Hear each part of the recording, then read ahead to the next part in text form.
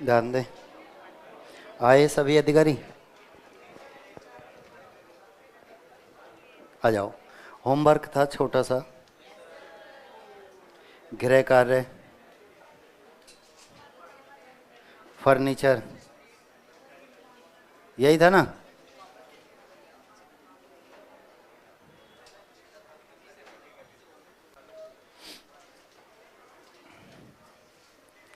आज ज़्यादा ही कम नहीं है क्या?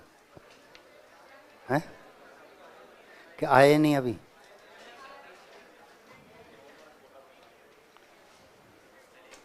दो बार 17 बज गए, कब आएंगे? हैं?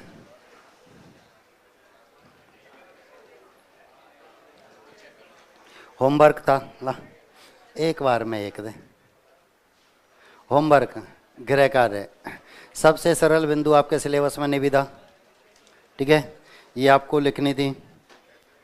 राजस्थान सरकार कार्यालय जिला एवं सेशन न्यायाधीश न्यायालय कार्यालय एवं न्यायालय विभाग जयपुर, बड़ा हो गया कुछ। पत्र क्रमांक, दिनांक, ये दिनांक ऊपर नीचे कैसे हो गए? कोई नीचे कोई ऊपर कोई नीचे, ऐसे कैसे लिखा?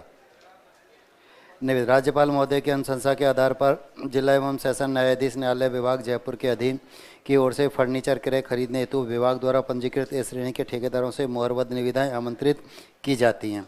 निविदा प्रपत्र निर्धारित शुल्क जमा करवाकर अध्वस्ताक्षरकर्ता के कार्यालय से दिनांक 20 मार्च 2022 तक किसी भी कार्य दिवस में प्राप्त किया जा सकेगा। निविदा प्रपत्र को पूर्ण प्रविष्टियों एवं वांछित सूचनाओं सहित भरकर जमा करवाने की अंतिम तिथि 30 मार्च 2022 शाम 4 बजे तक होगी।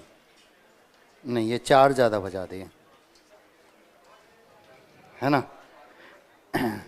निविदा खोलने की तिथि इसी साय 6 बजे अध्वस्ताक्षरकर्ता के कार्य पर। नहीं, आप इन समय में परिवर्तन नहीं करेंगे, ठीक है।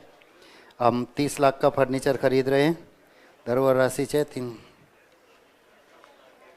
सशर्त निविदाएं मान्य नहीं होगी। बिना कारण बताए निविदा को आंशिक या पूर्ण परिवर्तित निरस्त करने का अधिकार अध्वस्ताक्षरकर्ता के पास सुरक्षित है। ठीक है, सही लिखा है, सही लिखा है, सबका एक जैसे। कितने जिन्होंने नहीं लिखा? नहीं लिखा, नहीं लिखा, इतने? ऐसे कैसे काम चलेगा? अरे इससे सरल कोई बिंदु हो सकता है क्या? नहीं हो सकता। इसमें सब कुछ निश्चित है। दे ये पन्ने जो देते हैं ना, इन पे अपना नाम और क्लास नंबर लिख दिया करो। इसमें जैसे लिख दिया C3, इससे सरल कुछ नहीं हो सकता। और अगर इनको 2-3 बार आपने लगातार लिख दिया, 2-3 निविदाएं लगातार लिख दी, तो ये वो स्थिति है कि हमेशा के लिए याद हो जाती है, फिर इनमें शुद्धियाँ नहीं बचती। 4 पंक्तियाँ हमने ऐसे लिखा कि शुरू की 4 पंक्तियाँ लिखी, एक में तो हमने 4 पंक्ति लिखी, अथवा में दोबारा लिखने का यही प्रश्न दोबारा करने की इच्छा हुई, एक ही वाक्य लिखा, बस 3 गायब कर दिए और उन 3 को अगली सारणी में लिखा है, सारणी बड़ी कर दी। दोनों का अभ्यास आप यहाँ करेंगे तो वहाँ आसानी हो जाएगी आपको। तो यही आपको अभ्यास करना है। अथवा करके दूसरी सारणी बना दी और फिर लिख दी। तो 4 वाक्य की जगह 1 वाक्य से भी आप काम चला सकते हैं। बाकी के 3 कॉलम आपको सारणी में बढ़ाने, ठीक है। निविदा प्राप्त करने की तिथि, जमा कराने की तिथि, खोलने की तिथि, बस 3 आपको और कॉलम बनाने थे और ऊपर से आपका भार कम हो गया। शर्तें आवश्यकता अनुसार आपने लिख दी 2, 4, 5, 7, जितनी यादें रहीं वो आप लिख देंगे, चलेंगे। एक शर्त वह अनिवार्य है, बस बिना कारण बताए, ये आप लिख देना। बाकी के सब जो 2, 3, 4 आपको याद हो जाती हैं वो आप लिख देंगे, सब ठीक हो जाएगा। लिखें?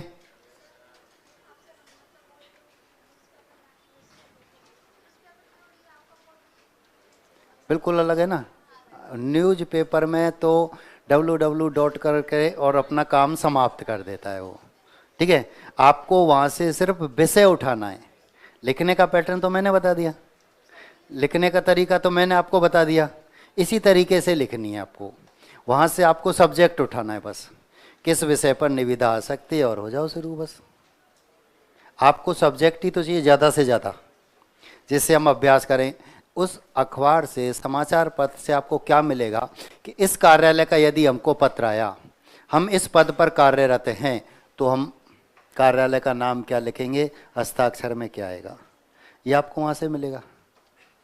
ठीक है, तो ये आप विषय वहाँ से तैयार करेंगे और फिर आपको प्रारूप में समझा चुका हूँ, उसी प्रारूप के अनुसार लिखा जाएगा। समाचार पत्र में जितनी जगह काम में लेते हैं उतने ही पैसे देने पड़ते हैं, ये याद रखना। समाचार पत्र में आपने ये जगह काम में ली तो इसी के पैसे देने, आपने इसको और बड़ा कर दिया तो पैसे बढ़ गए, इधर भी बड़ा कर दिया तो पैसे बढ़ गए। इसलिए वो WW 3W लिखते हैं और अपना काम कर लेते हैं। वो भी तो यही चाहते हैं कि कम से कम पैसों में जनता तक समाचार। ये निविदा में एक पंक्ति आपने लिखी कि अखबार में प्रकाशित करना अनिवार्य है, कम से कम 10 दिन का समय देना अनिवार्य है। ठीक है, अब वो चाहे छोटे ही दे। हिंदुस्तान की परंपरा आप सब बहुत अच्छे से जानते हैं, हम भी तो चाहते हैं कम से कम लोगों को पता लगे। ठीक है, और काम भी हो जाए, और जो नियम थे उनकी भी पालना हमने की, समाचार पत्र में भी दिया। ठीक है, तो याद जो ये काम करते ना, संवेदक होते हैं, जो ठेकेदार जो होते हैं वो यही करते हैं। अखबार से उठे, या तो पहले उनको पता होता है कब किसके ऊपर पारित होने वाली है, ठीक है, या अखबार उठाते हैं, पूरी डिटेल खोलते हैं और फिर लग जाते हैं उसी काम में। लिखेंगे आप, ये मैं लिखा देता हूँ अब आपको। राजस्थान सरकार,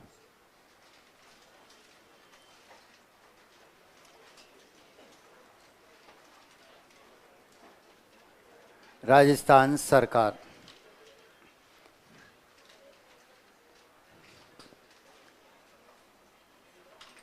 कार्यालय,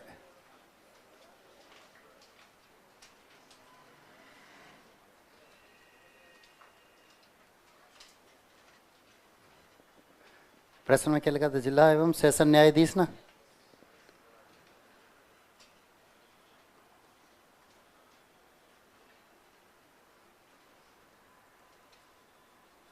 जयपुर।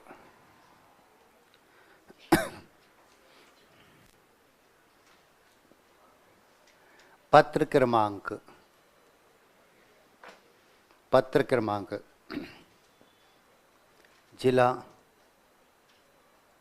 सेशन न्यायाधीश जयपुर,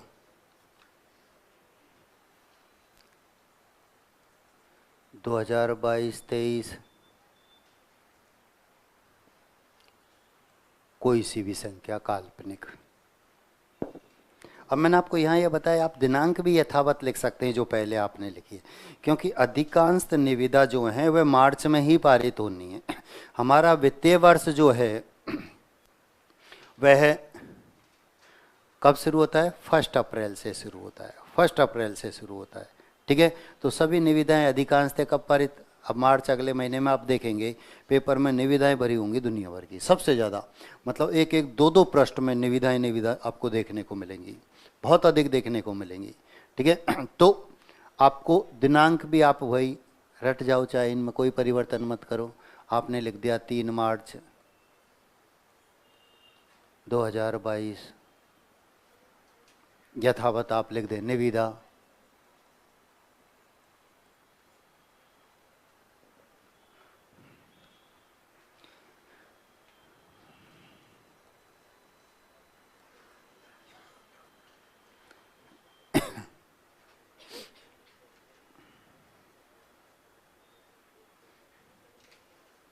राज्यपाल महोदय की यहाँ तक हो गया, यहाँ तक तो कोई परिवर्तन करना ही नहीं था, यहाँ तक तो प्रश्न में दिया हुआ होता है आपको।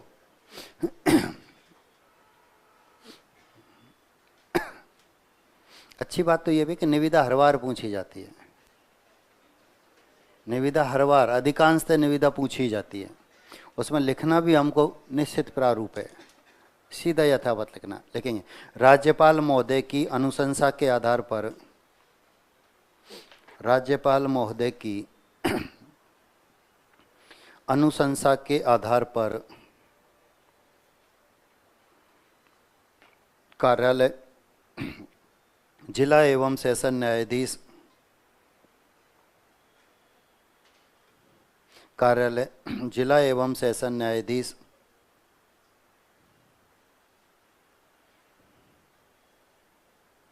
जयपुर के क्षेत्राधीन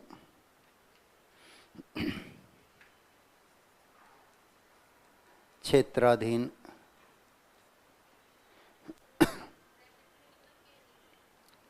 आ गया ना पूरा उसका, क्षेत्राधीन अधीनस्थ न्यायालयों के कार्यालय एवं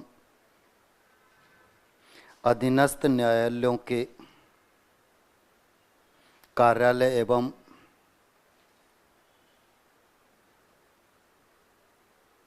अधीनस्थ न्यायालयों के कार्यालय एवं न्यायालय के उपयोग हेतु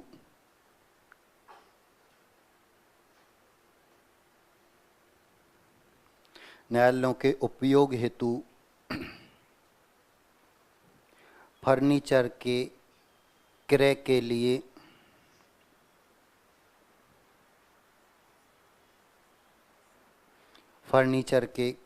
लिए खरीदने के लिए नियमानुसार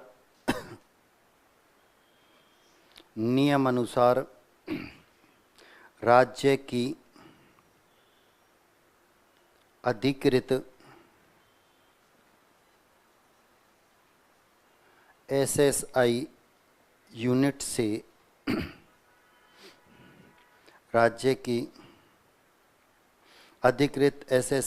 से मोहरबद्ध निविदाएं आमंत्रित की जाती हैं।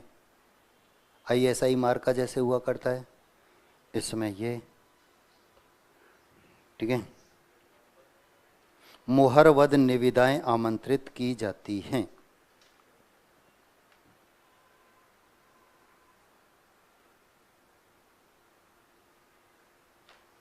न्यायालय के लिए, न्यायालय से संबंधित जो कार्यालय हैं उन सब के लिए, ठीक है, फर्नीचर क्रय करना है उसके लिए। तो ये तो काम हो गया और ऊपर कार्यालय का नाम हो गया। दूसरी पंक्ति इसी में लिखेंगे आप आगे, निविदा प्रपत्र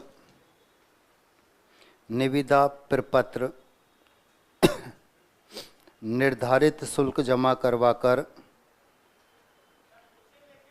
इसी पंक्ति में सीधा लिखते हुए चलेंगे, कोई पैराग्राफ परिवर्तित नहीं करना है। निविदा प्रपत्र कोई पैराग्राफ, जब तक ये एक ही पैराग्राफ में, चारों वाक्य एक ही पैराग्राफ में आएंगे हर बार, ठीक है। निविदा प्रपत्र निर्धारित शुल्क जमा करवाकर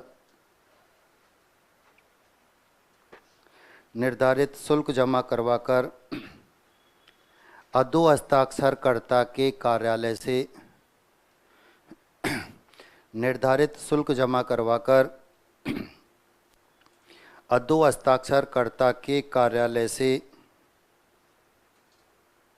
दिनांक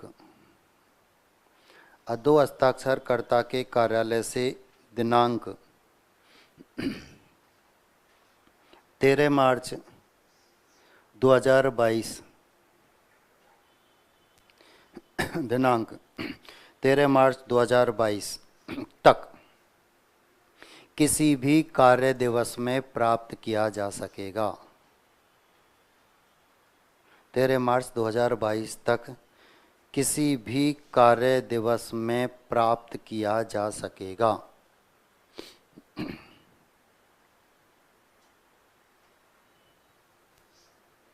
पूर्ण विराम। निविदा प्रपत्र को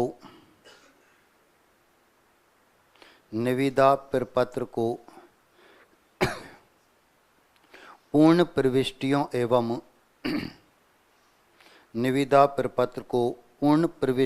एवं वांछित सूचनाओं सहित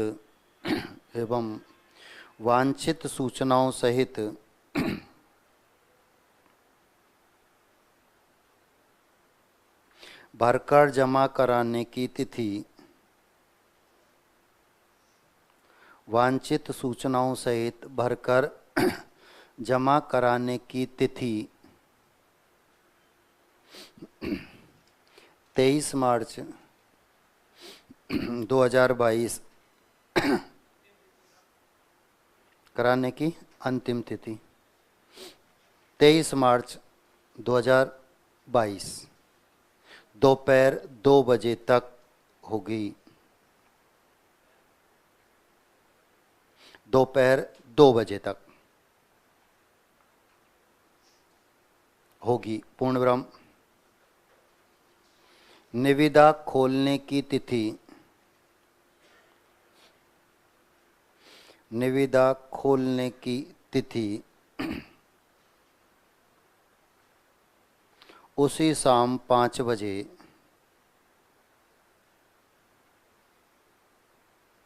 उसी शाम 5 बजे संविदा धारकों के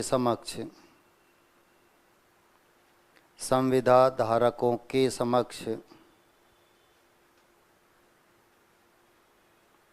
अधो हस्ताक्षरकर्ता के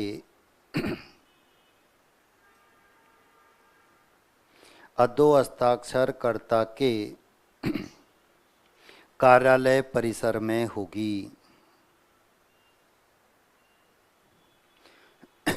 अधो हस्ताक्षरकर्ता के कार्यालय परिसर में होगी। ये 4 वाक्य आपके यथावत हैं, कोई परिवर्तन इनमें नहीं आया। कार्यालय का नाम आपने लिखा, कार्य का नाम लिखा। निविदा जब है तो तिथियां भी परिवर्तित करने की आवश्यकता नहीं होती। बहुत कम विकट परिस्थितियों में निविदा में तिथि परिवर्तित होती है। कैसे होती है कि हिंदुस्तान में एक शर्त आपने लिखी थी ना, कार्य अपूर्ण छोड़ने पर, समय से पूरा नहीं करने पर, तो ऐसी स्थिति भी आ सकती है। अब कार्य जब अधूरा छोड़कर कोई चला गया तो निविदा दोबारा पारित होगी और दोबारा वहीं से पारित होगी जहां से उसने छोड़ी है। ठीक है, फिर उसमें दिनांक, जैसे जुलाई तक किसी ने काम किया फिर छोड़ गया तो जुलाई से फिर शुरू हो जाएगी वे। तो बहुत कम परिस्थिति ऐसी होती है। दूसरा पैराग्राफ लिखेंगे,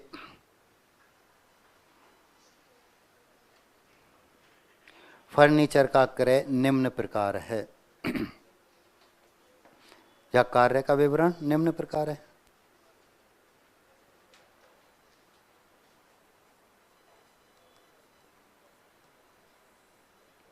क्रम संख्या,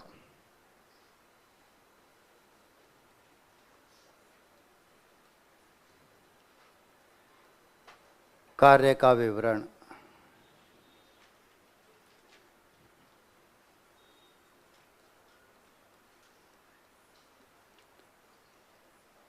अनुमानित लागत,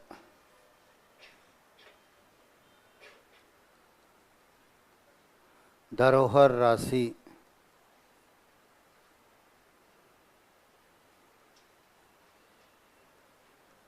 निविदा शुल्क और कार्य अवधि।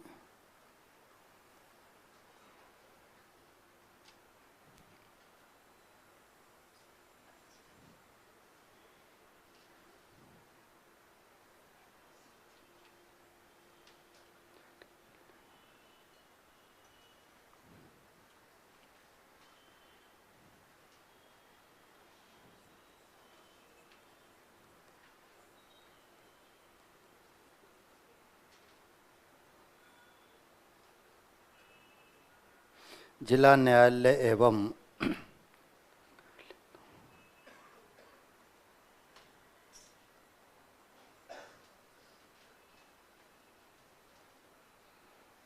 अधीनस्थ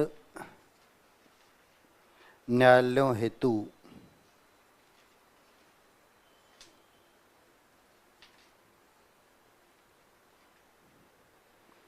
फर्नीचर का क्रय।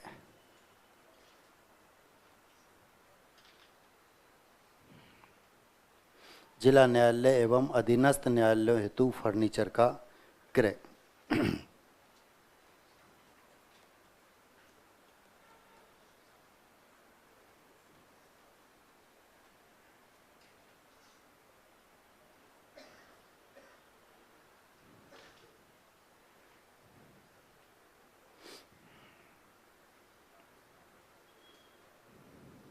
दो प्रतिशत कितना हो जाएगा?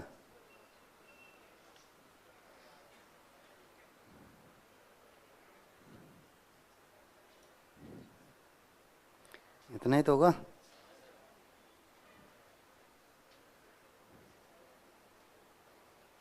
इसको 2 बार जोड़ेंगे तो ये आ जाएगा, हो गया 2%। बस मैं तो ऐसे गणित लगाता हूँ, क्योंकि मेरे भी समझ में नहीं आती थी मैथ, तो 10th में कैसे पास की मुझे पता है। तो इसको 2 बार जोड़ा, ये 2% निकल गया सीधा सा। फॉर्म आपको 500 रुपये का ही खरीदना है, 200 का भी चलेगा, ठीक है। और 4 माह में कार्य पूरा करवाना है। 4 महीने में फर्नीचर का काम हो जाएगा, है ना? 1 महीने में हो जाएगा, है ना? सबसे ज़्यादा समय फर्नीचर ही लेता है, याद रखना। ऐसा मत कहना 1 महीने में ही हो जाएगा, है? खरीदना ही तो है, बनवाना है। फर्नीचर जो आएगा उसी के अनुसार ही तो आएगा, कहाँ कहाँ कौन सी चीज़ कैसे आएगी, उसी के अनुसार ही तो आती है। आज हम लाइब्रेरी में भी फर्नीचर लगाते हैं, तो ये नहीं बना बनाया, तो फिर एडजस्ट करना पड़ता है। जिसमें तो ये न्यायालय है ना, तो उसी के अनुसार होगा। दूसरा है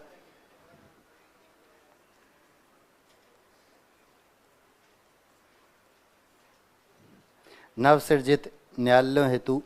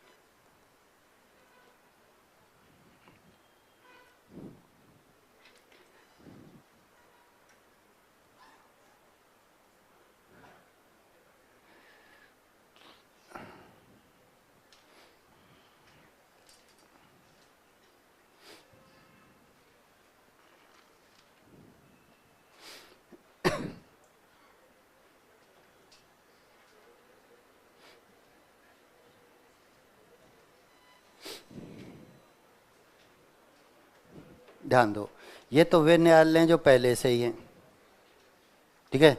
जिला न्यायालय एवं अधीनस्थ न्यायालय ये पहले से ही हैं, इनके लिए फर्नीचर तैयार करवाना था, वो ये, ठीक है। नए और न्यायालय खुले,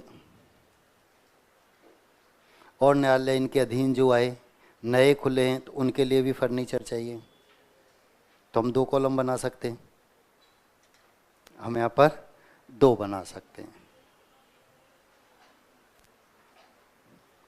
एक से काम नहीं चले, ठीक है। तीसरा पैराग्राफ शर्तें, याद हो गई क्या? शर्तें याद हो गई? आवश्यकता अनुसार प्रारूप में देखें, हाँ ये तो याद हो गया, है ना। वही स्थिति के बालक से कोई प्रश्न पूछा कि साहब नहीं पता, पर अंतिम लाइन याद है कि इसी को ये कहते हैं, है ना। तो वही स्थिति है, आवश्यकता अनुसार प्रारूप में देखें। अब प्रारूप में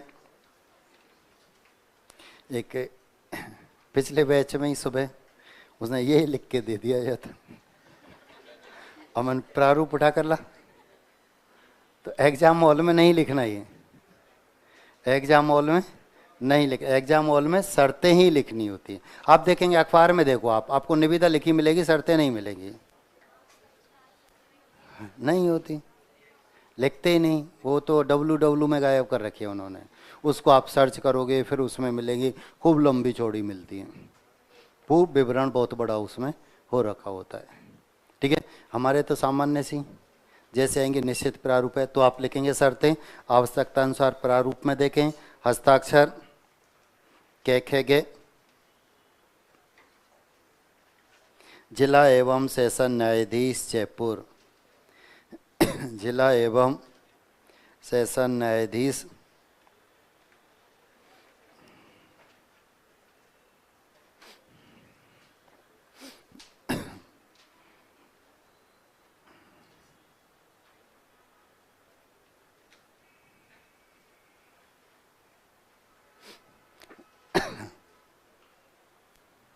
शर्तें याद होनी चाहिए। पहली शर्त आपको याद होनी, बिना कारण बचाए किसी भी निविदा को पूर्ण निरस्त करो, आंशिक और पूर्ण छोड़ दो।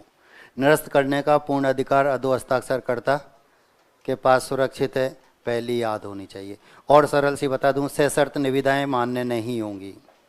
और बता दूं, पत्र द्वारा प्राप्त विलम्ब से प्राप्त निविदाएं मान्य नहीं होंगी। अंत में न्यायिक क्षेत्र जिला न्यायालय परिसर होगा। बस ये निविदा खोलने विक्रय इनके अवकाश की तिथि में अगले अवकाश ये याद रहे तो बहुत अच्छी बात है।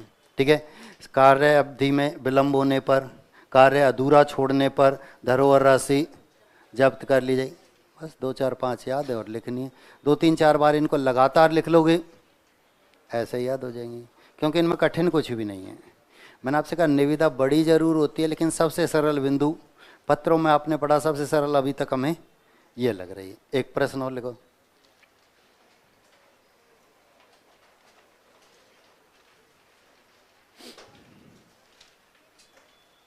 निदेशक राजस्थान राज्य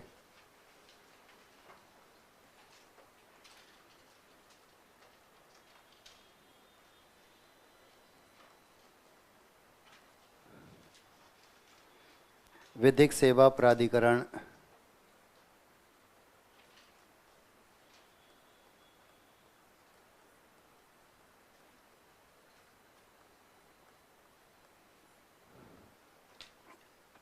जयपुर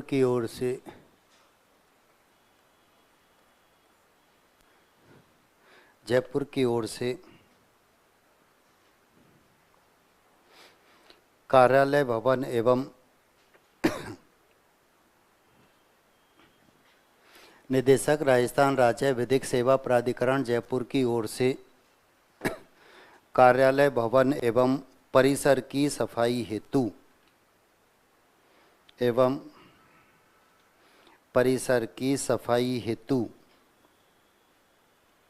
एक सामान्य निविदा पारित कीजिए।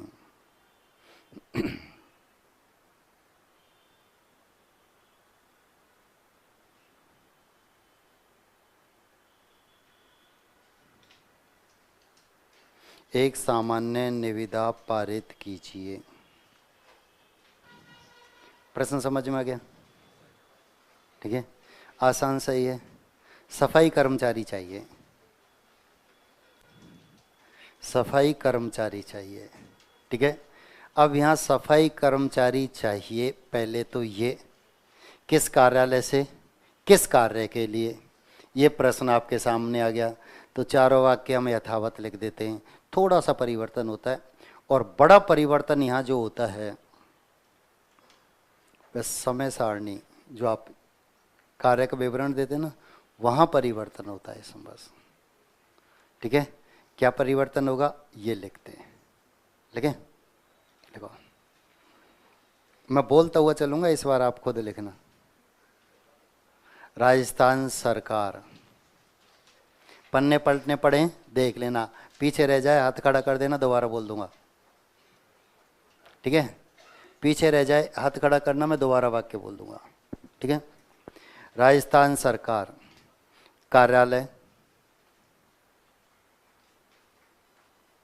कार्यालय अल्पविराम राजस्थान राज्य विधिक सेवा प्राधिकरण, राजस्थान राज्य विधिक सेवा प्राधिकरण अल्पविराम जयपुर,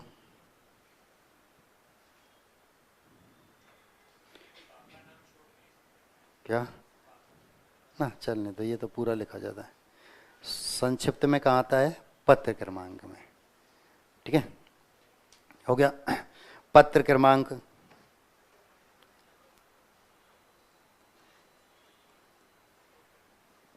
पत्र क्रमांक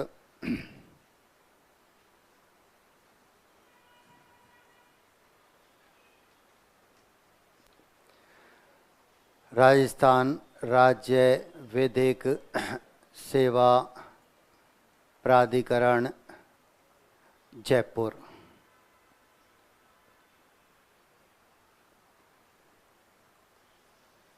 कोई भी संख्या।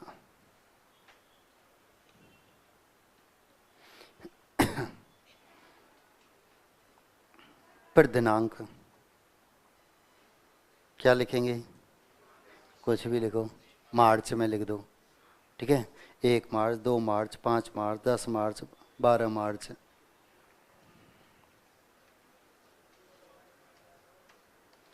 जो आप लिखना चाहें। ठीक है, हेडिंग डाल देंगे निविदा।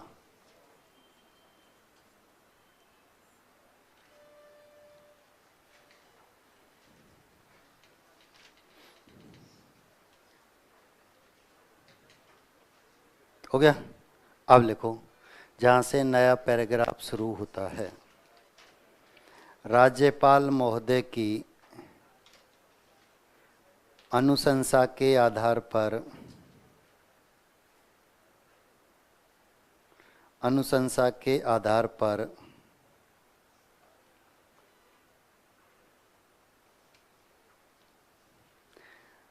राजस्थान राज्य विधिक सेवा प्राधिकरण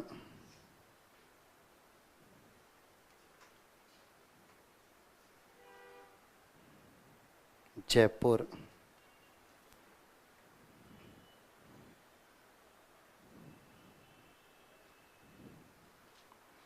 राजस्थान राज्य विधिक सेवा प्राधिकरण जयपुर कोष्टक में के अधीन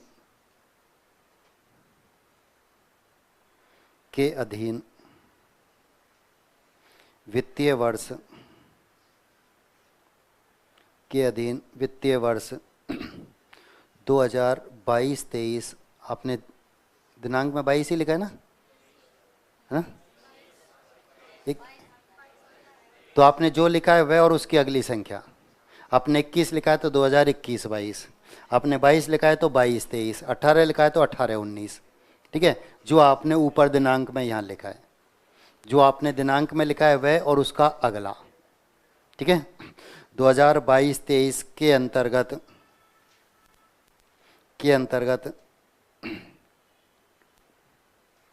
राज्य प्राधिकरणों में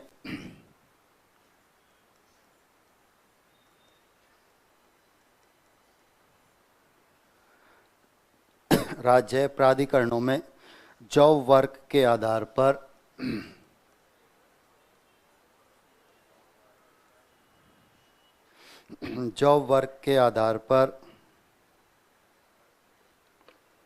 कार्य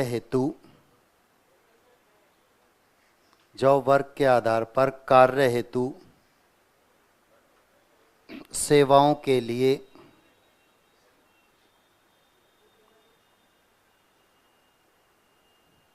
जॉब वर्क के आधार पर कार्य हेतु सेवाओं के लिए संविदा पर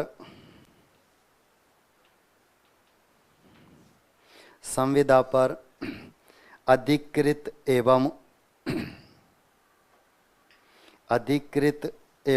अनुभवी संस्थाओं से मुहरबद्ध निविदाएं आमंत्रित की जाती हैं। अनुभवी संस्थाओं से अधिकृत एवं अनुभवी संस्थाओं से मुहरबद्ध निविदाएं आमंत्रित की जाती हैं। कर्मचारी लगाओगे, संविदा पर ही तो लगाओगे। और ये भी संवेदकों के अधीन ही होते हैं, ठेकेदारों के अधीन ही होते हैं। उनसे कहा जाता है हमें 10 कर्मचारी चाहिए तो वो ला कर देंगे। ठीक है, आप 10 से अलग अलग बात नहीं करेंगे। आपने तो एक संवेदक जो था उससे बात की, अब वह आपकी व्यवस्था करेगा। ठीक है। पूर्ण विराम। निविदा प्रपत्र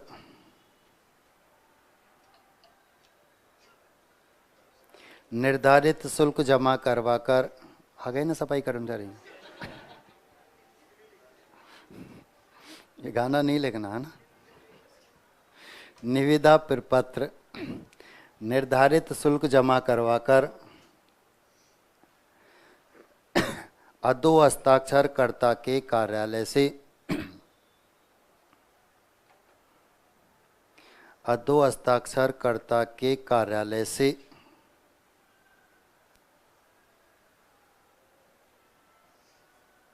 दिनांक, जो आपने ऊपर दिनांक लिखा है उसमें 10 जोड़ दो। ठीक है। 3 लिखा है तो 13 मार्च, 10 लिखा है तो 20। ठीक है। उस और जो सन ऊपर लिखा है वही लिखना। जो आपने 18 लिखा तो 18, 20 तो 20, 22 तो 22। ठीक है। तक किसी भी कार्य दिवस में प्राप्त किया जा सकेगा। किसी भी कार्य दिवस में प्राप्त किया जा सकेगा। पूर्ण विराम। निविदा प्रपत्र निविदा प्रपत्र को पूर्ण प्रविष्टियों एवं निविदा प्रपत्र को पूर्ण प्रविष्टियों एवं वांछित सूचनाओं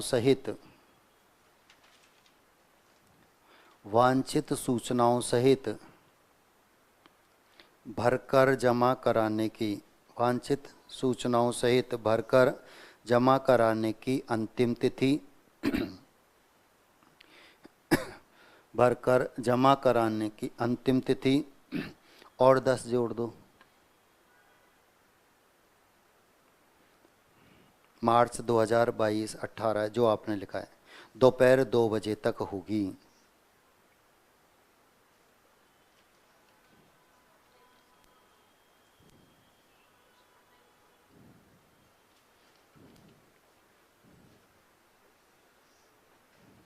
दोपहर 2 बजे तक होगी। 0, अगर संख्या 10 से कम है तो 0 लगानी है ना। दोपहर 2 बजे तक होगी। पूर्ण विराम। निविदा खोलने की तिथि निविदा खोलने की तिथि उसी शाम 5 बजे उसी शाम 5 बजे संविदा धारकों के समक्ष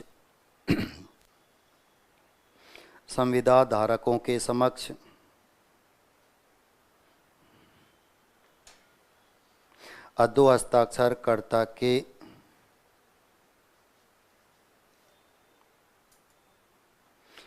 हस्ताक्षरकर्ता के कार्यालय परिसर में होगी।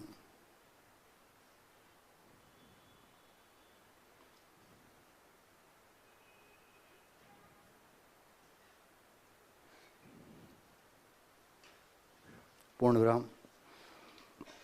दूसरा पैराग्राफ। कार्य का विवरण निम्न प्रकार है।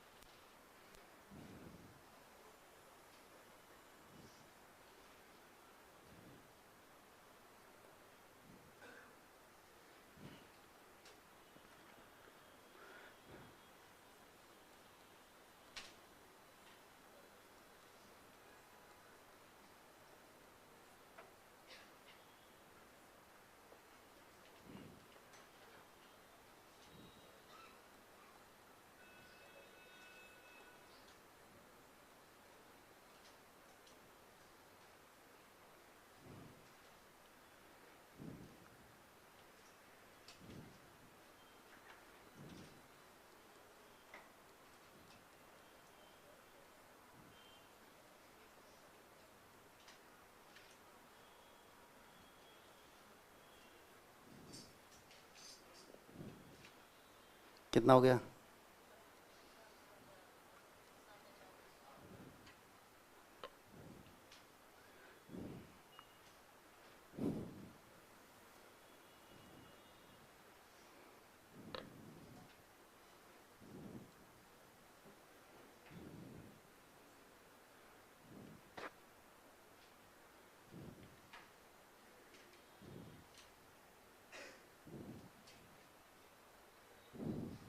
आगे क्या?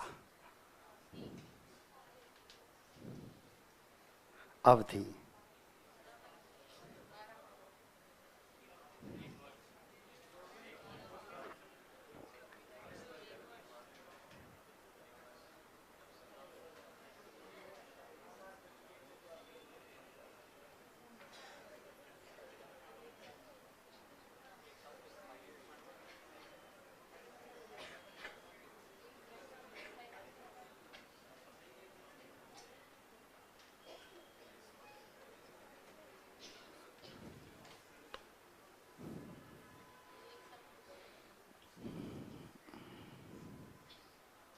ये बड़ा परिवर्तन है यहाँ।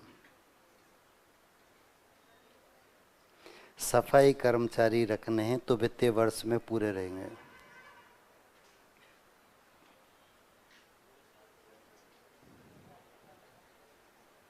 आज थोड़ी 15 दिन के लिए सफाई कर्मचारी रखे फिर जाओ, फिर तो हम खुद ही साफ कर लेंगे।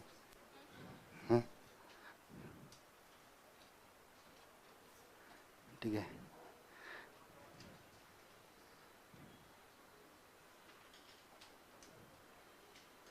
अब ध्यान दो दोबारा, ऐसी जो निविदाएं होती हैं ये बीच में भी छोड़ दी जाती हैं। ठीक है।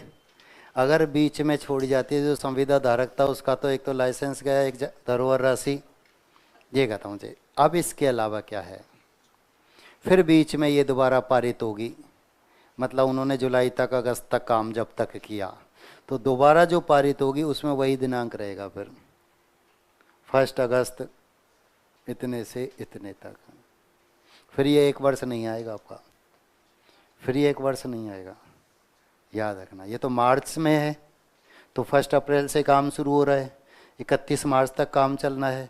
लेकिन बीच में यदि होती है तो फिर जिस महीने से होती है, जिस दिन से कार्य शुरू करना होता है उस दिन से 31 मार्च तक। ठीक है। ये इसमें बड़ा बदलाव होता है, बाकी का तो सब यथावत है। शर्तें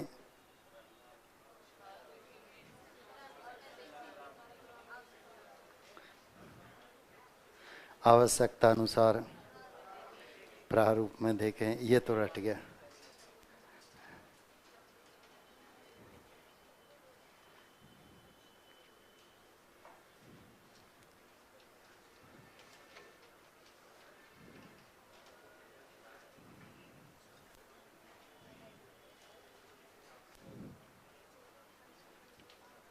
और हस्ताक्षर कैखे गए, राजस्थान राज्य विधिक सेवा प्राधिकरण जयपुर।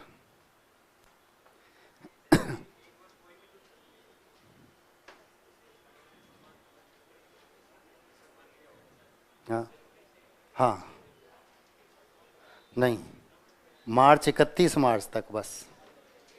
आपने जनवरी से लिया है तो भी 31 मार्च तक, याद रखना है ना।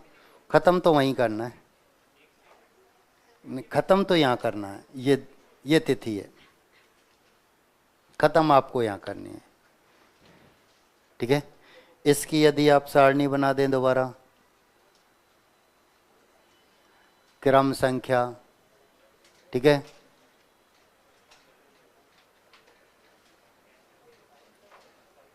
कार्य का विवरण, ये भी दिमाग में रखते हुए चलना है। ठीक है। अनुमानित धरोहर निविदा कार्य अवधि, निविदा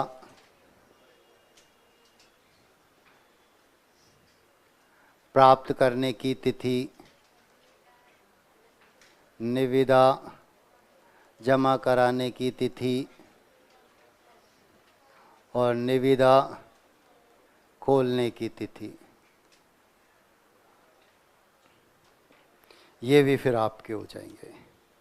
आपको ऊपर एक ही वाक्य लिखना पड़ा और बाकी के ये कॉलम फिर आपने अलग से 3 बना दिए। ठीक है, तो जो प्राप्त करने की तिथि आपने ऊपर लिखी थी, जो जमा करने की लिखी थी और जो खोलने की लिखी थी, वो यथावत रख दो। बस कुछ नहीं करना होगा और भी हमारा काम आसान हो जाता है। ठीक है, इसकी स्थिति मैंने आपको बता दी है कब करना होता है। ठीक, वे बस पहले वाला सही था। ठीक है, हो गया।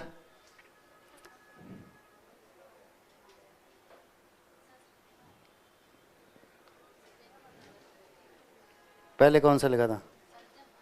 शेर वाला। क्या करना, कहाँ तक पहुँच गए पहले ये बताओ। 6, 7, 8,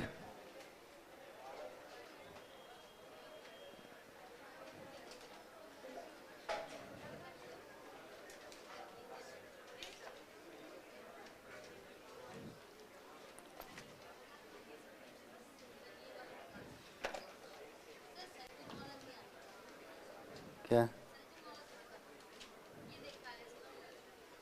कहाँ देखा? एक लेके आना, एक लेके आना, एक लेके आना जहाँ से देखा था उसकी फ़ोटो खींच लाना बस, है ना। आ जाओ, अगला अवतरण आपके पास। बिना पड़ोसी की सहायता से, सावधानी पूर्वक पढ़ेंगे तो शीर्षक निकाल लोगे। आज इनको विराम देते हैं, नया बिंदु शुरू करेंगे फिर, है ना। फिर इसके साथ पल्लवन शुरू कर देंगे। आज इनको विराम दे देते, पल्लवन पे पहुंच जाएंगे। पल्लवन और निबंध दोनों एक जैसे हैं, वह छोटा वह बड़ा, बस और कुछ नहीं। लिखने का तरीका एक ही रहेगा, उसकी चर्चा आगे करेंगे। पहले अवतरण पर आओ। देश की उन्नति अवनति थोड़ा सा गड़बड़ा गया है यहाँ पर। शीर्षक,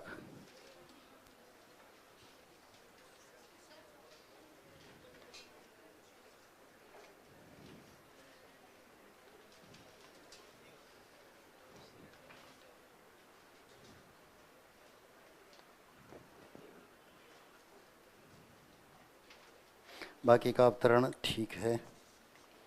संक्षेपण, ये किसका है?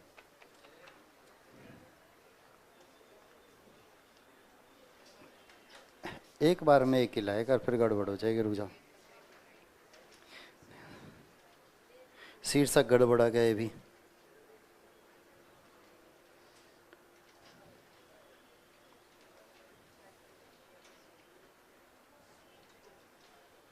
बाकी सही है। ये कौन है? ये किसने दिया था?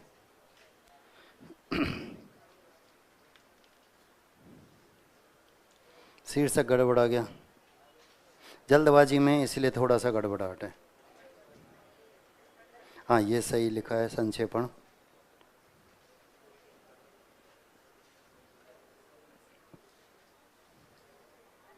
दूसरी पंक्ति गड़बड़ा गई, बाकी का सही है।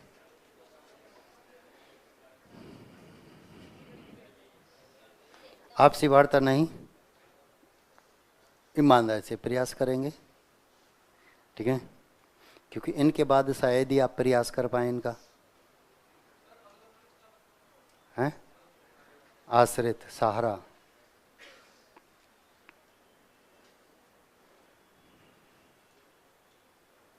उदाहरण भी लिखा है इसने तो। एक उदाहरण गड़बड़ा गया, बाकी का सही है ना। ये किसका है? एक बीच में रवि और कवि वाला गड़बड़ा गया, बाकी का सही लिखा है। नहीं, ये भी शीर्षक गलत हो गया।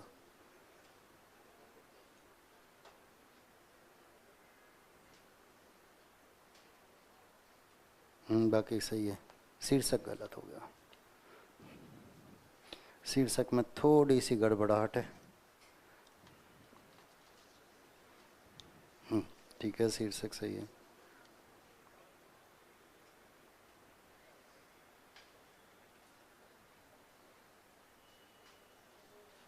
संक्षेपण गड़बड़ा है।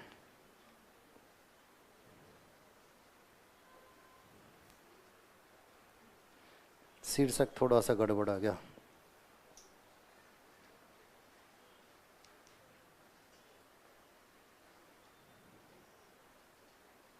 बाकी संक्षेपण सही लिखा है, भूपेंद्र।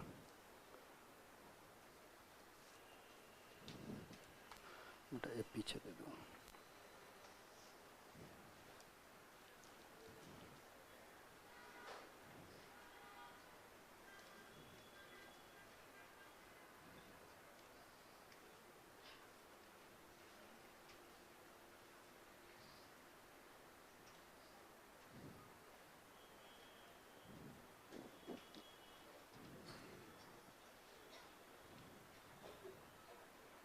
ये थोड़ा सा गड़बड़ाया हुआ। अमित कुमार, अमित।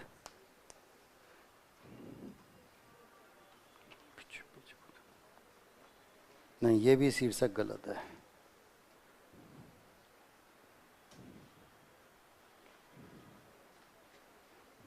अंतिम जो पंक्तियां हैं वो सही लिखी हैं।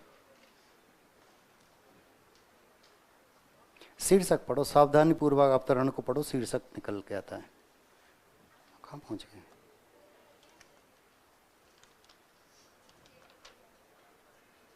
अच्छा, ये फिर बाद में देखो। हो गया? सावधानी पूर्वक पढ़ेंगे तो शीर्षक भी निकलेगा, ऐसा नहीं निकले।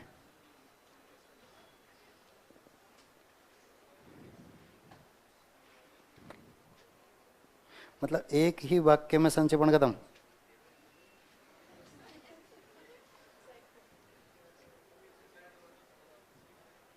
थोड़े से गड़बड़, इसको बढ़ाओ थोड़ा सा। ये किसका है?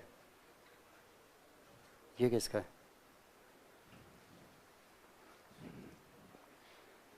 हाँ, ये सही लिखा है।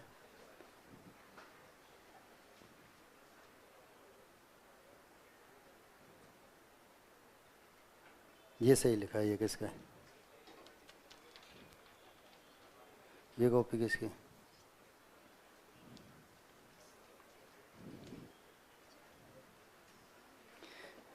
शीर्षक गड़बड़ा गया ये भी।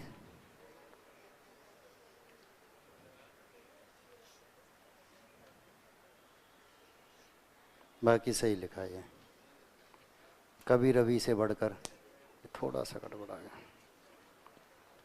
पीछे देना।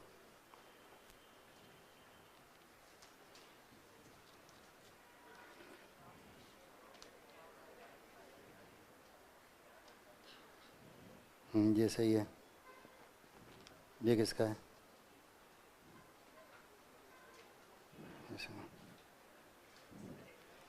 साहित्य का योगदान नहीं, गलत है।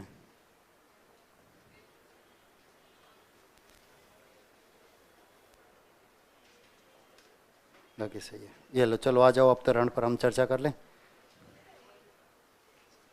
क्या कहा गया है ये देखते हैं। बोर्ड पर आए एक बार सभी अधिकारीगण। किसी देश की उन्नति एवं अवनति उस देश के साहित्य पर अवलंबित है, आश्रित है। किस पर?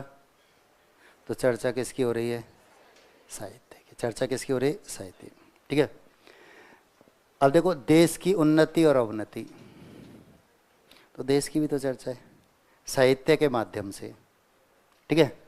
चाहे यह देश को उन्नति की चरम सीमा पर पहुंचा दे, चाहे तो अवनति के गर्त में गिरा दे, साहित्य जैसा होगा।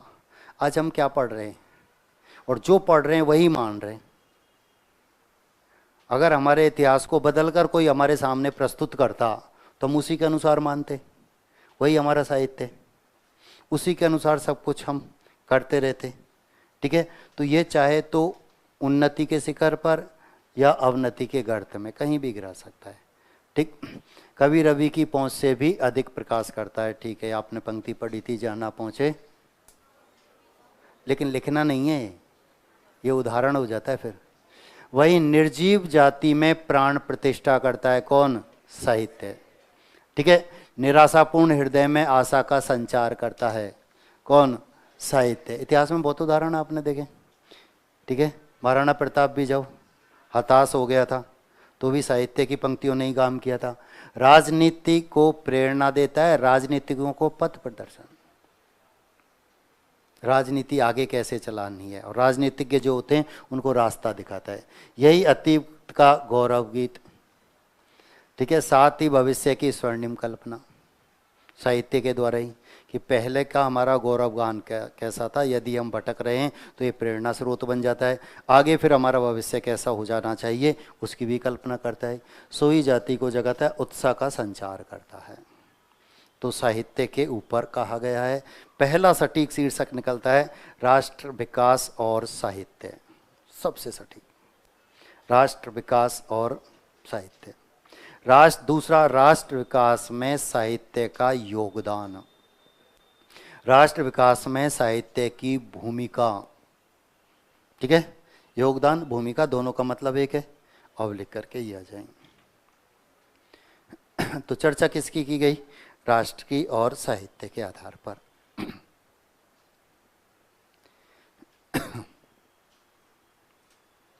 संक्षेपण, संक्षेपण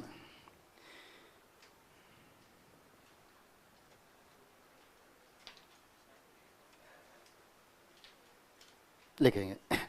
किसी देश का उत्थान या पतन साहित्य पर ही आधारित है।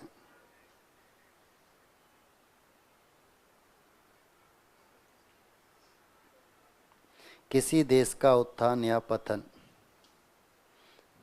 साहित्य पर ही आधारित है।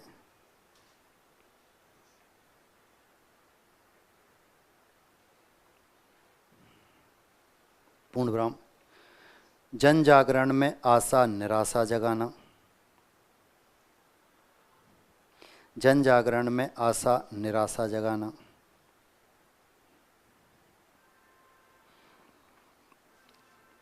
अल्पविराम। राजनीतिज्ञों का पथ प्रदर्शन, राजनीतिज्ञों का पथ प्रदर्शन।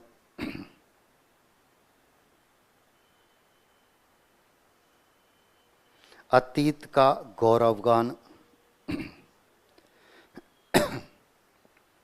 अतीत का गौरवगान एवं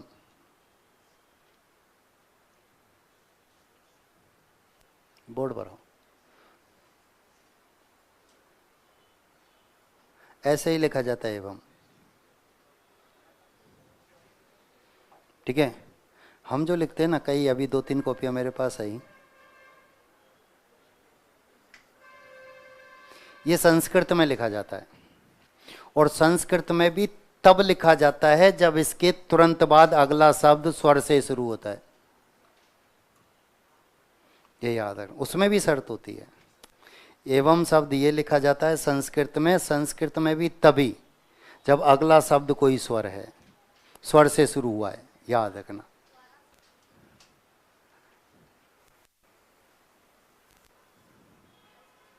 यही तो था। ठीक है, दे आधा होता है, वह पूरा होता है।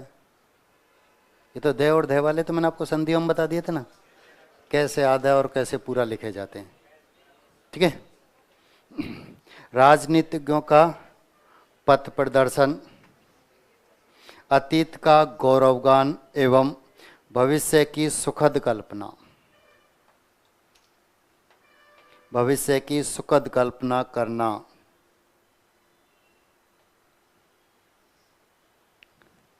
साहित्य के निश्चित कर्तव्य हैं, साहित्य के निश्चित कर्तव्य हैं। 10 अंक पूरे हुए। सब काम साहित्य के जो अवतरण में बताए वो लिख दिए, सब कुछ बता दिया गया।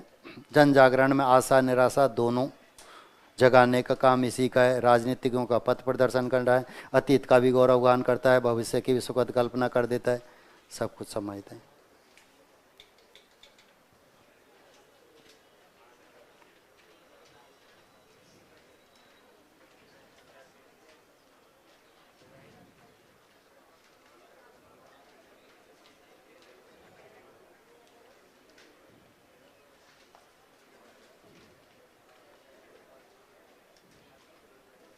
सही लिखा है। अगला, बिना पड़ोसी की सहायता के, ध्यानपूर्वक पढ़ो, सरल सा है वैसे, आ जाना चाहिए शीर्षक।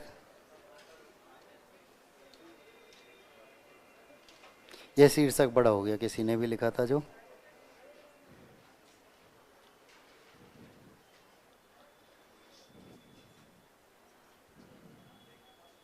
हाँ वैसे सही लिखा है, ये शीर्षक बड़ा हो गया था। ये किसका है?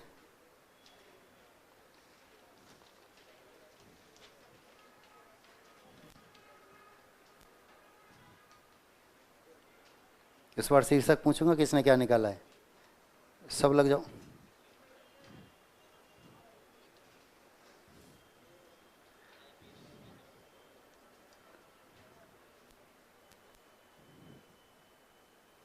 इसमें पद की पुनरावृत्ति, शब्दों की पुनरावृत्ति यथावत की गई है तो गड़बड़ है। किसी देश का विकास साहित्य पर निर्भर करता है, साहित्य पर ही निर्भर करता है, फिर दोबारा यहाँ से शुरू किया, ये गड़बड़ाहट हुई। किसकी कॉपी है पता नहीं।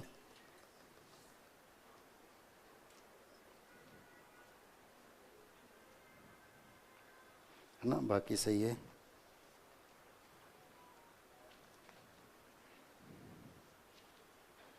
ठीक है।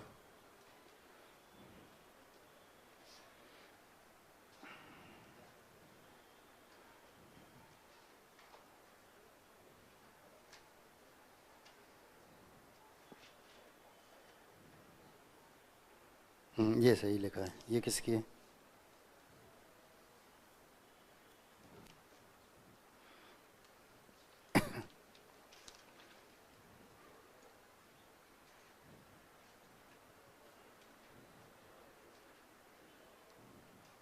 थोड़ा सा शीर्षक गड़बड़ा है, बाकी सही है। ये किसका है?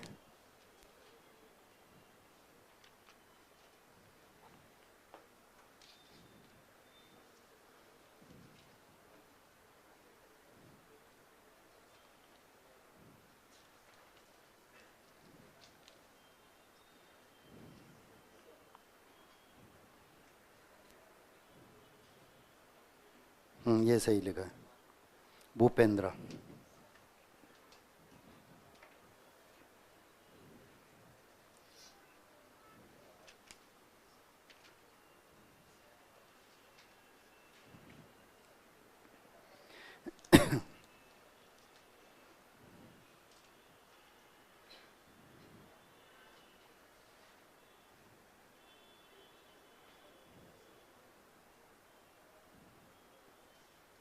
आपने यहाँ समझाने का प्रयत्न किया है।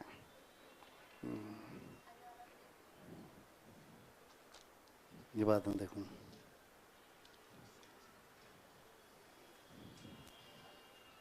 बात है नहीं पीछे।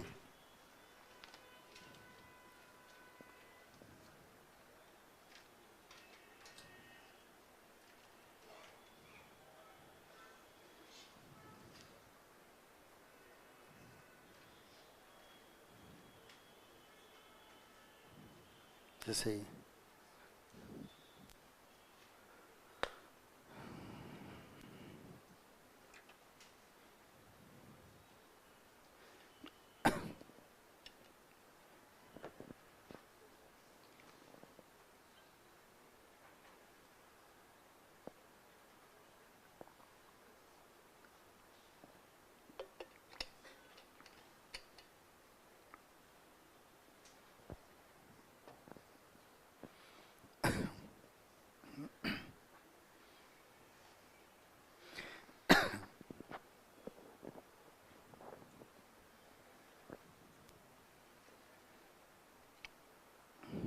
सरल सा है, ये आसान सा है, शीर्षक सबका सही निकलना चाहिए।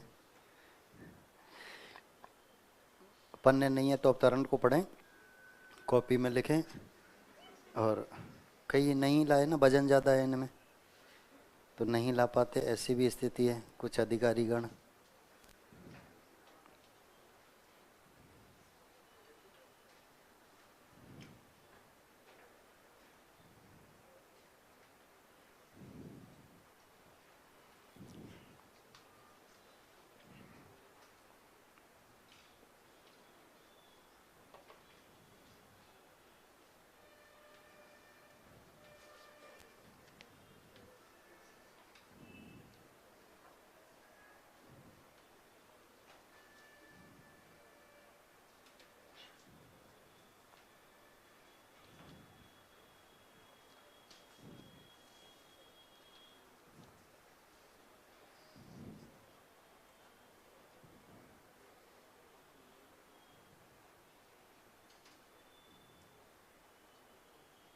सही है।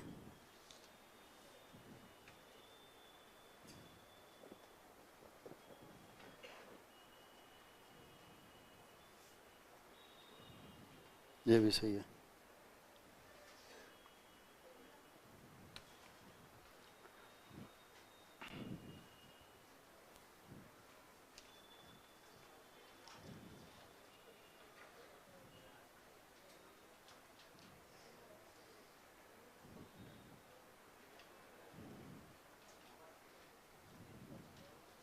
सही है।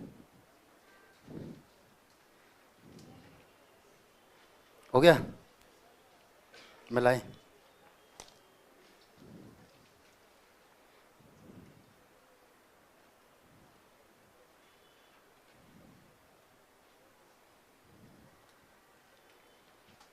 ये सही है।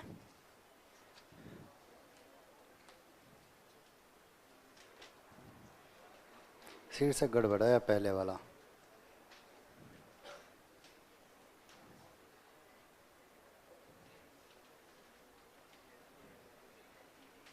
सही है, लिखा सही है। आओ बोर्ड पर अब चर्चा कर लें एक बार।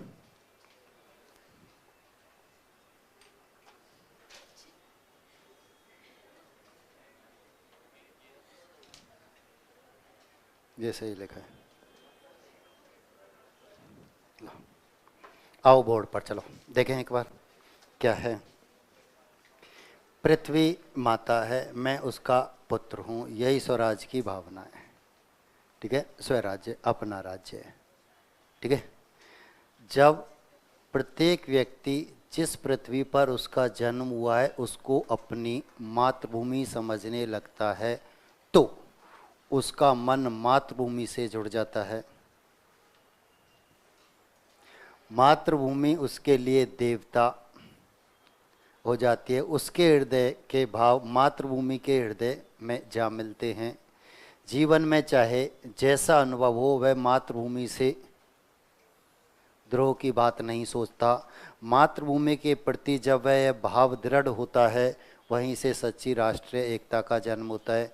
उस स्थिति में मातृभूमि पर बसने वाले नागरिक गण एक दूसरे से सौदा करने या शर्त तय करने की बात नहीं सोचते, मातृभूमि के प्रति अपने कर्तव्य की बात सोचते हैं। तो चर्चा किसकी हो रही है? शीर्षक की मातृभूमि। बस देशभक्ति, मातृभूमि, ये ऐसे शब्द हैं इनमें सब कुछ समाहित होता है, इनके साथ कुछ जोड़ने की आवश्यकता नहीं रहती है। ठीक है, आपने लिख दिया, आपका काम समाप्त, आपका काम समाप्त हो जाता है। एक सटीक सा शीर्षक निकले, बार बार इसी की चर्चा की जा रही है। तो मातृभूमि के प्रति कर्तव्य, ये सब आवश्यकता नहीं है। ठीक है, ये किसका, ये दो लिखेंगे संक्षेपण।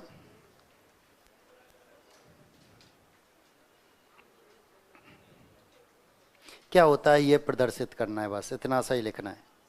संक्षेपण, जब व्यक्ति अपनी मातृभूमि से,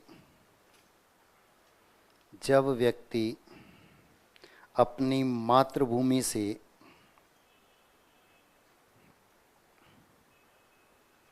माता के समान प्रेम करता है,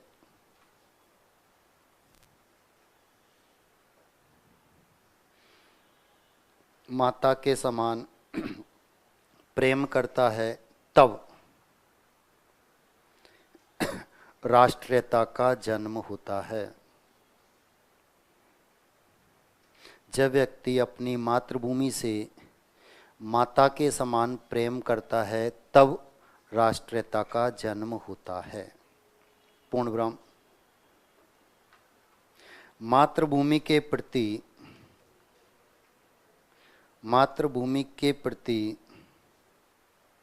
कर्तव्य का निर्वाह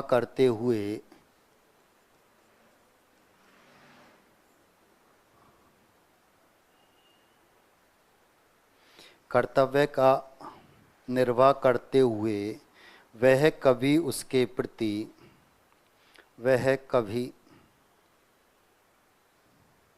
उसके प्रति कृतज्ञता का व्यवहार नहीं करता है।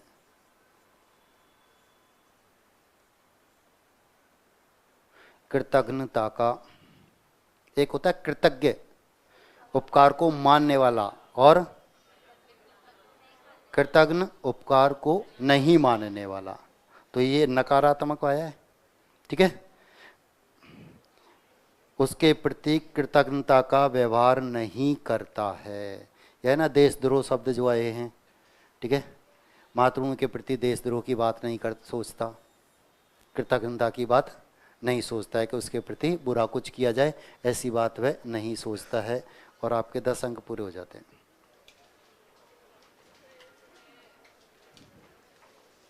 अंतिम अवतरण आपकी स्क्रीन पर। अंतिम फिर बिंदु को विराम देंगे। सावधानी पूर्वक, बिना पड़ोसी की सहायता के।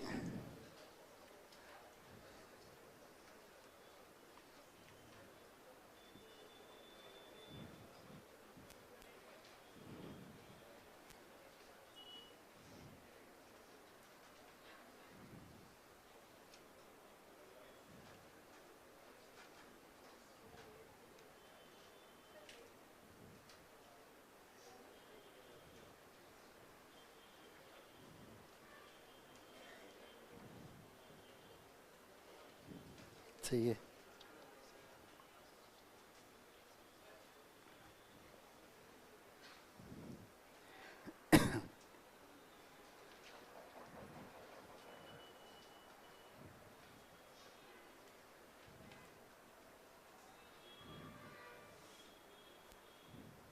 ये सही लिखा है।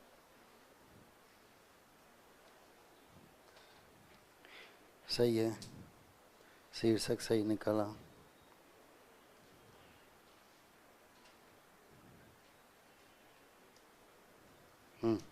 ये सही है।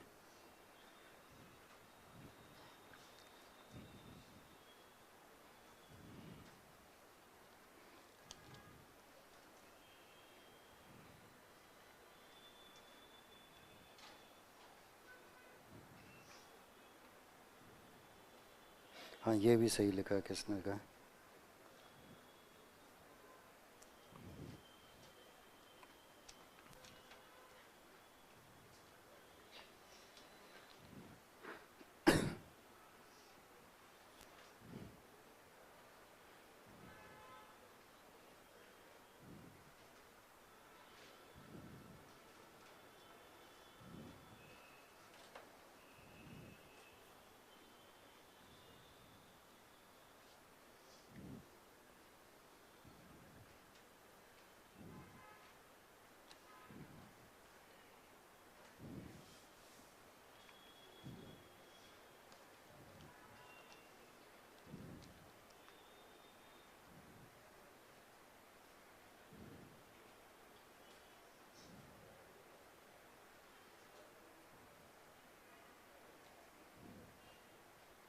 ये थोड़ा सा ज़्यादा हो गया।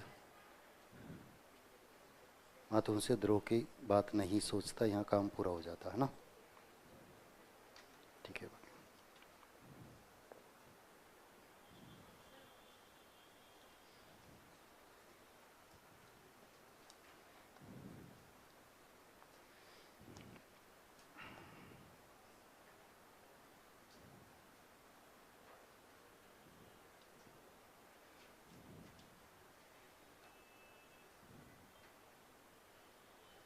सही लिखा है।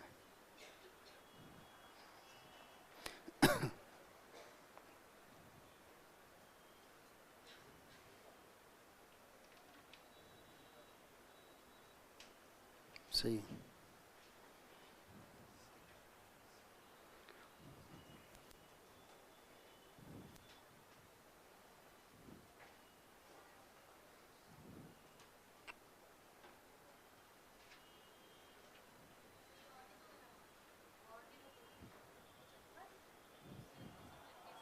हम्म, 15 उदाहरण मैंने कराए तो 150 आप भी करोगे। समाचार पत्रों में खूब आते हैं। अभिव्यक्ति आती है एक, संपादकीय पृष्ठ, उसमें छोटे छोटे अवतरण है, तो उसका आप संक्षेपण करना शुरू कर दो ना। छोटे भी आते हैं उनमें, बड़े तो हैं ही, बड़े तो आपके निबंध में काम आएंगे, लेकिन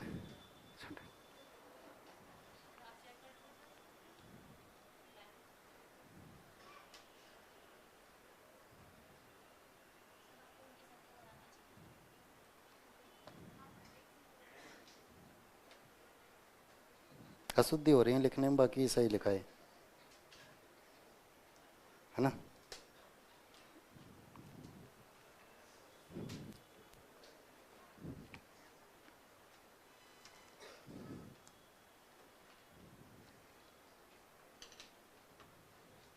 इसमें मात्रा की अशुद्धियाँ चल रही हैं, वैसे लिखा सही है।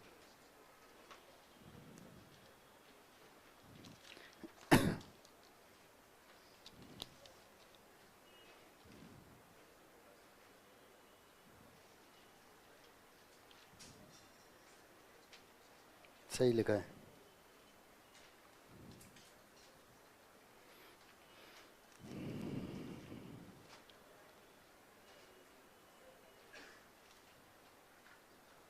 सही है।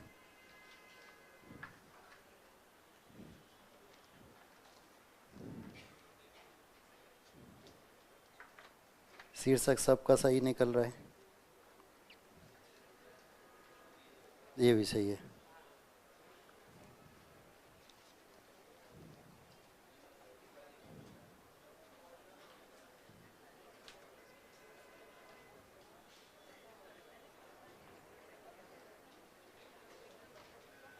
सही।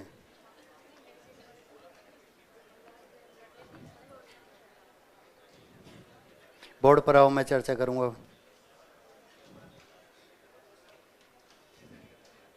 चलो सही है।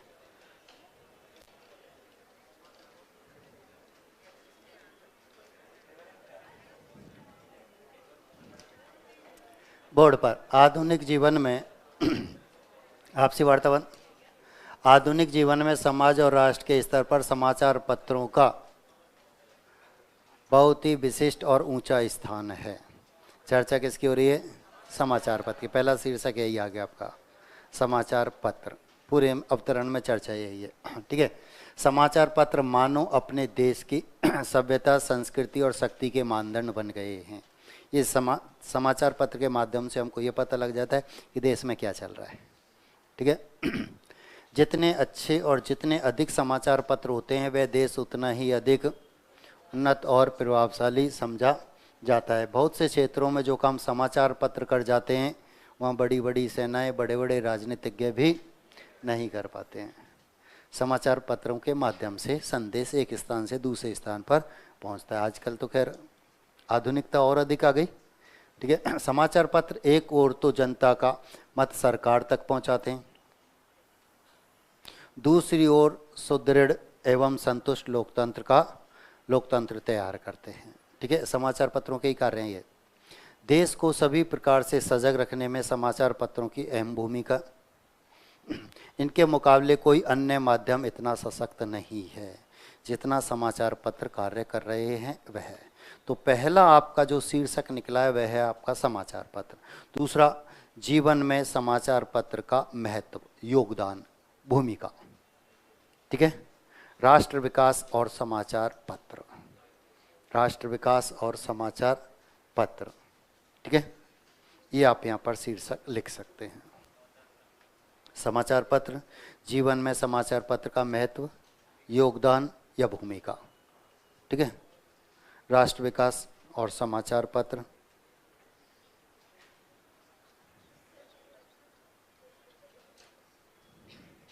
लिखेंगे संक्षेपण।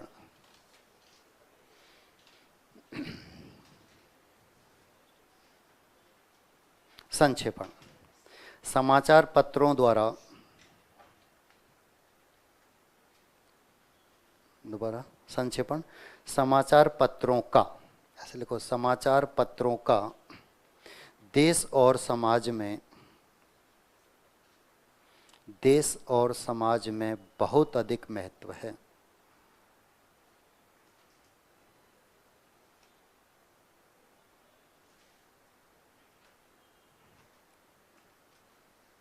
बहुत अधिक महत्व है। पूर्णब्रह्म, ये राष्ट्र की सभ्यता, संस्कृति और शक्ति के मानदंड होते हैं। सभ्यता, संस्कृति और शक्ति के मानदंड होते हैं।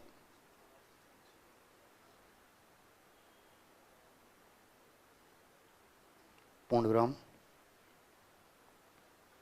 ये सुदृढ़ लोकमत तैयार करने के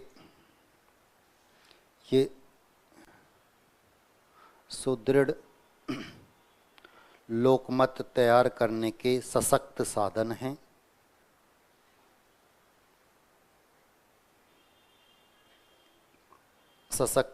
हैं। ये सरकार पर भी नियंत्रण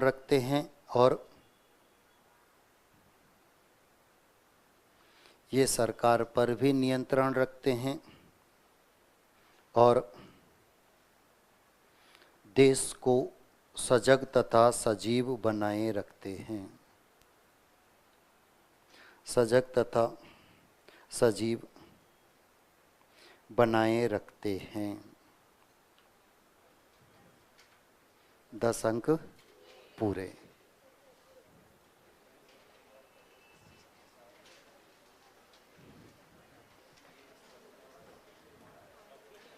ठीक है। और देखो, पत्रों के साथ साथ आपका संक्षिप्तीकरण हो गया।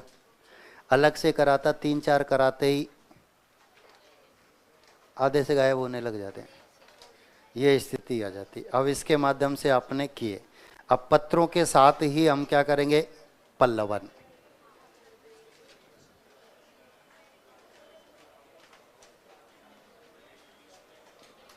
ये 10 अंक का बिंदु आपके सिलेबस में, ये 10 अंक का बिंदु आपके सिलेबस में। ठीक है।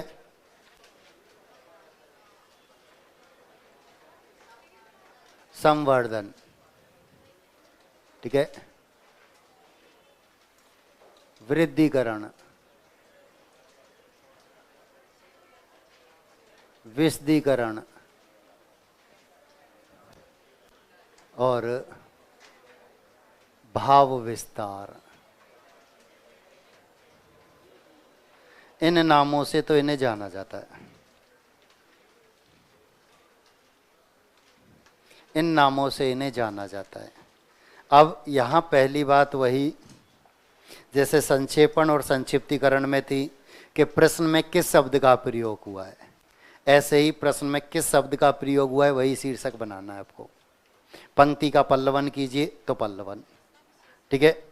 भाव विस्तार कीजिए तो भाव विस्तार, ठीक है। वृद्धिकरण कीजिए तो वृद्धिकरण, जो भी पंक्ति आपको दी हुई होगी।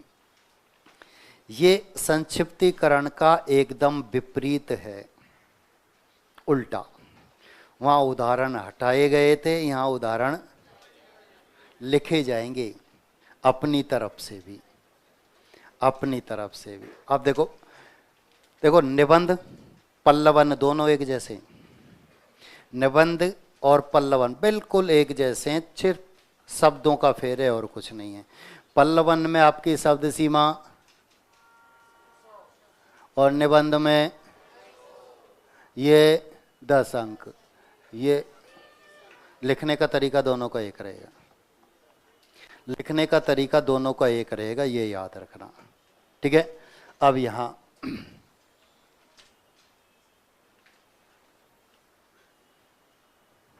बोर्ड पर आओ। आपको पृष्ठ ऐसा भी मिल सकता है, बिल्कुल खाली, और उसमें लाइन भी मिल सकती हैं, ये मैंने पहले आपको बताया था।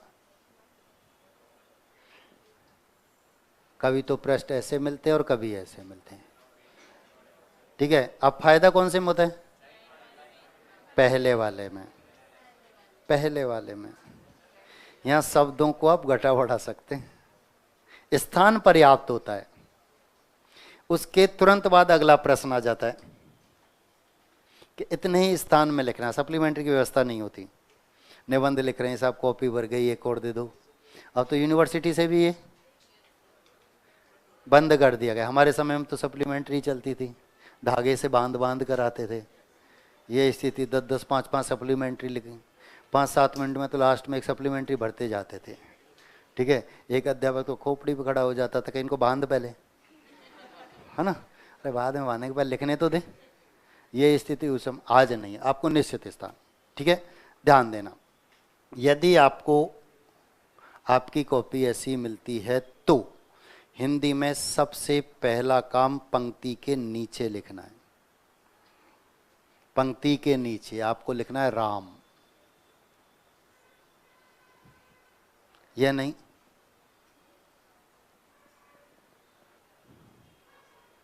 पंक्ति के नीचे, ऊपर इंग्लिश में लिखे। और सब्जेक्ट में क्या लिखेंगे कोई फर्क नहीं पड़ेगा, हिंदी में फर्क पड़ेगा, हिंदी में फर्क पड़ेगा, ठीक है। तो ये विशेष तौर पर पहली बात आपको याद रखनी है। दूसरी बात, सिरोरेखा का प्रयोग करना अनिवार्य है। आपने राम लिखा है तो ऊपर ये जो रेखा है इसको सिरोरेखा बोलते हैं। अब कई छात्र नहीं लगाते, ठीक है, लेंटर डालना अनिवार्य है, ठीक है। गुजराती में छत नहीं होती है ना, गुजराती में जो लिखते हैं ना उनमें लेंटर नहीं होता, वो ऊपर से खुले हुए होते हैं। कब मावट आई गड़बड़ कर जाएगी, ये याद रखना। और सब्जेक्ट में नहीं, लेकिन हिंदी में ये अनिवार्य है। तो ये भी आपको काम में लेना है। पंक्ति के नीचे लिखना है, सिरोरेखा का प्रयोग करना है, पहली बात। अब नया पैराग्राफ कहाँ से शुरू होता है ये याद रखना। सबसे ज़्यादा पल्लवन और निबंध में ही पैराग्राफ परिवर्तित होते हैं, ये मैं आपको पहले बता चुका हूँ। ये और इसका ये 50%, फिर इसका 50%। प्रत्येक स्थिति में आपका नया पैराग्राफ यहाँ से शुरू होता है, चाहे ऊपर वाली पंक्ति आपकी कहीं भी खत्म हुई है, चाहे ऊपर वाली पंक्ति आपकी बिल्कुल अंत में खत्म हुई है, चाहे ऊपर वाली पंक्ति में आपने एक ही शब्द लिखा है, ठीक है, फिर भी नया पैराग्राफ आपका यहीं से शुरू होगा, ये याद रखना, ठीक। इनमें सबसे ज्यादा अशुद्धियों के अंक कटते हैं। जो मेंस लिख रहा होगा वह रिस्क नहीं लेता, कहीं ना कहीं कोचिंग किया हुआ होगा। निबंध निश्चित होते हैं, यही पूछे जाते हैं। पल्लवन निश्चित होते हैं, यही पूछे जाते हैं। घूम फिर कर वही आते हैं। अब उनमें वह आपने सही क्या लिखा है ये नहीं ढूंढेगा, आपने गलत क्या लिखा है उस पर उसका ध्यान जाएगा और वह वहीं गोले बनाएगा, ठीक है। तो पहली गलती हमारी क्या होती है, मात्रा संबंधी। हमें अभी भी मात्राएं याद नहीं है, जबकि पहली दूसरी क्लास में मैंने आपको यही बताया था कि स्वर याद रहते हैं तो बहुत अच्छी बात है, नहीं रहते हैं तो और भी अच्छी बात है, लेकिन मात्राएं याद होना अनिवार्य है, ठीक है। मात्राओं की अशुद्धि होती है पहली। दूसरी अशुद्धि होती है हमारी विराम चिन्हों से संबंधित। तो एक बात विशेष तौर पर याद रखना, आपके पास शब्द है अर्थात, अतः, इसलिए, क्योंकि। इन चार शब्दों से पहले हमेशा पूर्ण विराम आता है, याद रखना। इन चार शब्दों से पहले आपको हमेशा पूर्ण विराम चिन्ह का प्रयोग करना है। ये चार शब्द इस बात को इंगित करते हैं कि पिछली बात समाप्त हो चुकी है, उनको समझाने के लिए इन शब्दों का प्रयोग किया,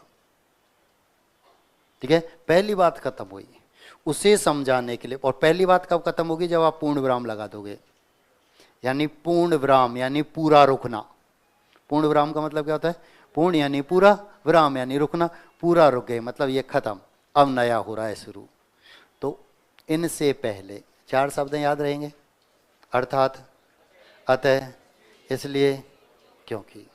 ये सिर्फ समझाने के काम आते हैं। जब आपने मुझे संक्षिप्तीकरण दिखाया तो इन शब्दों को आपने लिखा, तभी मैंने आपको रोका कि आप समझा रहे हैं, समझाना नहीं है। ठीक है, ये 4 शब्द आपको याद रखने, पल्लवन लिखते समय, निबंध लिखते समय। इनके अलावा कोई भी योजक शब्द है,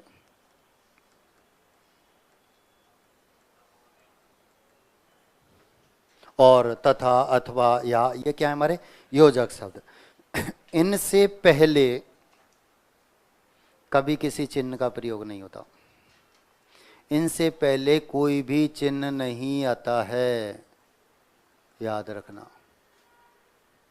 अभी मैं कॉपी चेक कर रहा था 2-3-4 दिन से ही, तथा लिखा हुआ है, उससे पहले अल्पविराम लगा रखा है।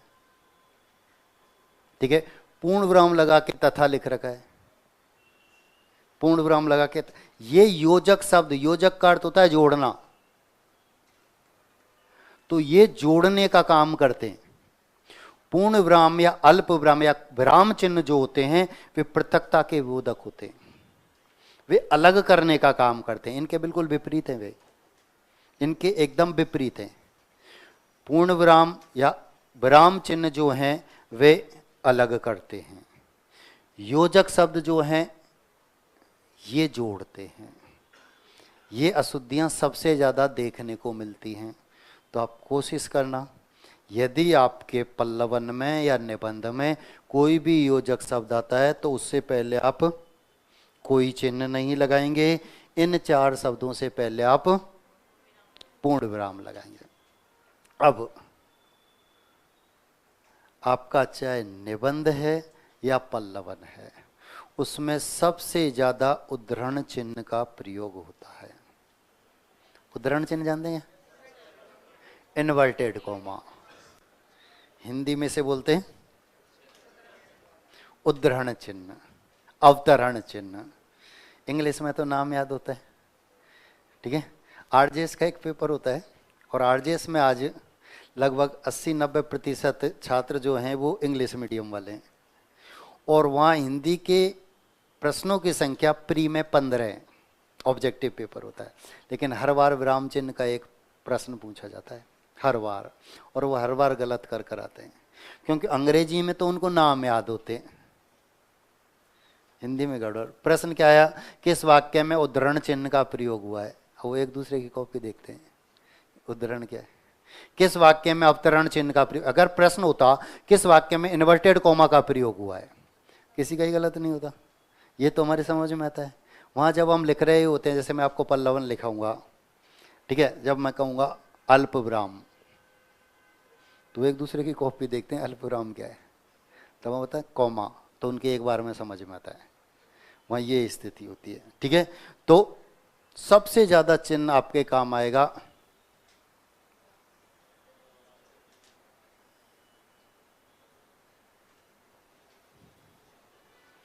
Inverted comma. ठीक है, अभी मैंने आपको बताया पल्लवन में उदाहरण लिखे जाते हैं। अब उदाहरण में, चाहे निबंध के उदाहरण में, किसी कवि का दोहा हो सकता है, और दोहा लिखने का यही तरीका है। अभी कभी आपने ध्यान से देखा होगा, हिंदी में जो दोहा होता है, पहली पंक्ति पर पूर्ण विराम होता है, दूसरी पंक्ति पर 2, फिर उसे इन्वर्टेड कॉमा में बंद करना होता है, फिर उसे इन्वर्टेड। और यदि किसी वक्ता या लेखक के कथन को ज्यों का त्यों कह रहे हैं, कोई श्लोक नहीं लिख रहे हम, कोई दोहा नहीं लिख रहे, कोई वक्ता है, कोई लेखक है, उसके कथन को ज्यों का त्यों लिख रहे हैं, तो वहाँ भी उसे भी इन्वर्टेड कॉमा में बंद करके लिखा जाता है। अब इन्वर्टेड कॉमा में जब उसे हम बंद करते हैं तो इन्वर्टेड कॉमा हमेशा पूर्ण विराम के बाद लगाया जाता है। तुम मुझे खून दो, मैं तुम्हें आज़ादी दूंगा। ठीक है, अब दूंगा के बाद आपने पहले बंद कर दिया, तो बात तो पूरी हुई नहीं। बात पूरी कब होगी? जब पूर्ण विराम, पूरी तरह से रुक जाएंगे, तब बंद करेंगे। ठीक है। इकहरे का भी होता है।